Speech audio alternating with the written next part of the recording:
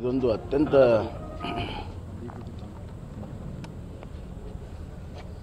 ದುಃಖಕರ ಮತ್ತು ಆಘಾತಕರವಾದಂಥ ಒಂದು ಘಟನೆ. ಬಹುತೇಕವಾಗಿ ಯಾರೂ ಕೂಡ ಊಹಿಸಿಲ್ಲ. ನನಗೆ ನೆನಪಿನ ಪ್ರಕಾರ ಕಾಲೇಜ್ ಕ್ಯಾಂಪಸ್ಸಲ್ಲಿ ಹಾಡೇ ಹಗಲು ಎಲ್ಲರ ಎದುರುಗಡೆ ಈ ಥರ ಚಾಕು ಇರಿದು ಮರ್ಡರ್ ಮಾಡುವಂಥ ಘಟನೆ ಹುಬ್ಬಳ್ಳಿಯಲ್ಲಿ ಅಂತೂ ನಡೆದಿಲ್ಲ. ಇದು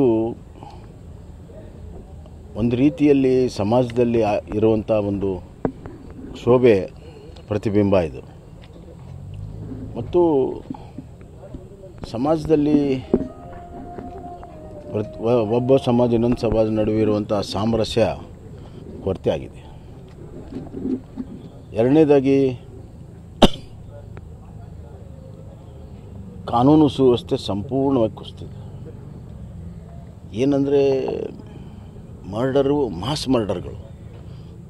ಮರ್ಡರ್ ಕಾಮನ್ ಆಗಿಬಿಟ್ಟಿದೆ. ನೋಡಿ, ಇವತ್ತೇ ನೋಡಿ, ತಾಯಿಯಾಗಲು ಪ್ರಯತ್ನಿಸಿ ವಿಫಲರಾಗ್ತಿದ್ದೀರಾ? ನೋವಾ ಐವಿಎಫ್ನ ನುರಿತ ಫಲವತ್ತತೆ ತಜ್ಞರನ್ನ ಭೇಟಿಯಾಗಿ ಉಚಿತ ಸಮಾಲೋಚನೆಯನ್ನ ಪಡೆಯಿರಿ.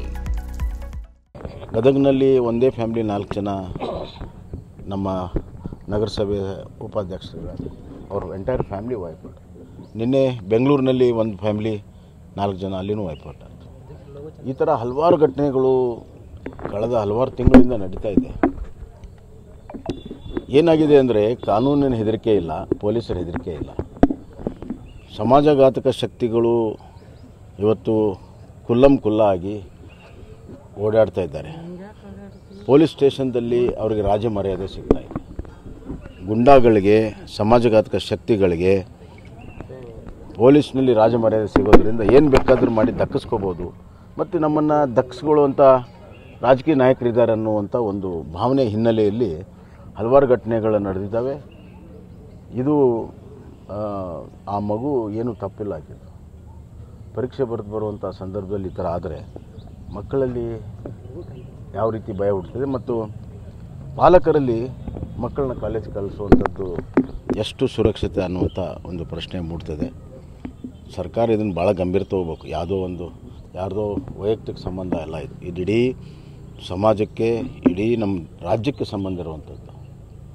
ನನಗನ್ನಿಸ್ತಾ ಇದೆ ಮುಖ್ಯಮಂತ್ರಿಗಳು ಒಂದು ಟ್ವೀಟ್ ಮಾಡಿ ತಮ್ಮ ಜವಾಬ್ದಾರಿ ಮುಗೀತು ಅನ್ನುವಂಥದ್ದು ಸರಿಯಲ್ಲ. ಏನೇ ಆದರೆ ಒಂದು ಟ್ವೀಟ್ ಮಾಡಿಬಿಟ್ರೆ ಮುಗೀತು ಅನ್ನುವಂಥ ಮನೋಭಾವನೆ ಇವತ್ತು ಈ ಸರ್ಕಾರಕ್ಕಿದೆ. ಇದು ಸರಿಯಲ್ಲ. ಇದರ ಹಿನ್ನೆಲೆ ಏನಿದೆ ಮತ್ತು ಅವ್ರಿಗೆ ಬೆಂಬಲ ಕೊಡ್ತಿರುವಂಥ ಶಕ್ತಿಗಳನ್ನು ಕೂಡ ದಮನ ಮಾಡಬೇಕು. ಇಲ್ಲ ಇದ್ದರೆ ಇದು ಮುಂದಿನ ದಿನಗಳಲ್ಲಿ ಸಮಾಜದಲ್ಲಿ ಭಾಳ ದೊಡ್ಡ ಒಂದು ಸಂಘರ್ಷಕ್ಕೆ ನಾಂದಿ ಆಗುತ್ತೆ. ಇದನ್ನು ಒನ್ ಆಫ್ ಕೇಸ್ ಅಂತ ತಗೋಬಾರ್ದು. ಇದರ ಹಿಂದಿರುವಂಥ ಪರಿಣಾಮಗಳು, ಮುಂದಾಗುವಂಥ ಪರಿಣಾಮಗಳು ಬಹಳ ಮುಖ್ಯ. ಅದಕ್ಕೆ ನನಗನ್ನಿಸ್ತಾ ಇದೆ ಇದು ಉನ್ನತ ಮಟ್ಟದ ತನಿಖೆ ಆಗಬೇಕು. ಇಲ್ಲಿಯ ಸ್ಥಳೀಯ ಪೊಲೀಸರಿಂದ ಆಗಲ್ಲ. ನಾನು ನೋಡ್ತಾ ಇದ್ದೇನೆ ಹುಬ್ಬಳ್ಳಿ ಧಾರವಾಡದ ಪರಿಸ್ಥಿತಿ. ಇಲ್ಲಿಯ ಕಮಿಷನರಿಂದ ಹಿಡಿದು ಎಲ್ಲರೂ ಕೂಡ ನಿಷ್ಕ್ರಿಯರಾಗಿದ್ದಾರೆ. ಯಾವುದೇ ಪ್ರಕರಣ ಬಂದರೆ ಮಾಮೂಲಾಗಿ ಅದನ್ನು ಟ್ರೀಟ್ ಮಾಡುವಂಥ ಪ್ರವೃತ್ತಿ ಇದೆ. ಅವ್ರ ಹೇಳಿಕೆಗಳು, ಅವ್ರಿಗೂ ತನಿಖೆ ಮಾಡ್ತಿರುವಂಥ ರೀತಿ ನಾನು ನೋಡಿದ್ದೇನೆ. ಬಹಳ ಹಗುರವಾಗಿ ತೆಗೆದುಕೊಳ್ತಾರೆ. ನಾವು ಭಾಳ ಗಂಭೀರ ತೊಗೊಳ್ತೇವೆ ಅಂತಾರೆ, ಆದರೆ ಯಾವುದೂ ಗಂಭೀರತೆ ಅವರ ತನಿಖೆಯಲ್ಲಿ ಕಾಣ್ತಾ ಇಲ್ಲ. ಹೀಗಾಗಿ ಇದು ಒಂದು SIT ಮಾಡಬೇಕು. ಮತ್ತು ಈ ಥರದ ಪ್ರಕರಣಗಳೇನಿದ್ದಾವೆ, ಮಾಸ್ ಮರ್ಡರ್ಗಳು, ಇದ್ರ ಬಗ್ಗೆ ಸರ್ಕಾರ ವಿಶೇಷವಾಗಿ ಕಾರ್ಯಾಚರಣೆಯನ್ನು ಮಾಡಬೇಕು. ಇಲ್ಲದೇ ಇದ್ದರೆ ಫ್ಯಾಮ್ಲಿಗಳಲ್ಲಿ ಇವತ್ತು 4 ಜನ ಮರ್ಡರ್ ಆಗ್ತಾರೆ ರಾತ್ರಿ ಅಂದರೆ ಮಲ್ಕೊಂಡವ್ರು ಎಷ್ಟು ಸುರಕ್ಷಿತ ಅನ್ನುವಂಥದ್ದು. ಇಡೀ ಸಮಾಜವೇ ಇವತ್ತು ಭಯಭೀತಾಗಿದೆ. ಎಲ್ಲ ಮಂಥನಗಳು ಭಯಭೀತಾಗಿದ್ದಾವೆ. ಆದ್ದರಿಂದ ಕಾನೂನು ಸುವ್ಯವಸ್ಥೆ ಬಿಗಿ ಆಗಲೇಬೇಕು. ಇಲ್ಲದೇ ಇದ್ದರೆ ಇದು ಇನ್ನೊಂದು ಬಿಹಾರ ಆಗ್ತದೆ. ಸರ್, ಈ ಪ್ರಕರಣವನ್ನು ಯಾವುದಕ್ಕೆ ವಹಿಸಬೇಕು? ಪ್ರಕರಣ SIT ಮಾಡಬೇಕು ಅಂತ ಹೇಳ್ತೇನೆ ನಾನು. ಒಂದು ಸ್ಪೆಷಲ್ ಇನ್ವೆಸ್ಟಿಗೇಷನ್ ಟೀಮ್ ಎಕ್ಸ್ಪರ್ಟ್ಸಿಂದ ಹಿಡಿದು ಸೀನಿಯರ್ ಆಫೀಸರ್ ನೇತೃತ್ವದಲ್ಲಿ ಇದಾಗಬೇಕು. ಇದು ಈ ನಮ್ಮ DGP ಕ್ರೈಮ್ ಅವರು ಇದನ್ನು ವೈಯಕ್ತಿಕವಾಗಿ ಆಸಕ್ತಿ ವಹಿಸಬೇಕು. ಇಲ್ಲಿ ಲೋಕಲ್ ಪೊಲೀಸಿಗೆ ಬಿಡಬಾರ್ದು. ಇದನ್ನು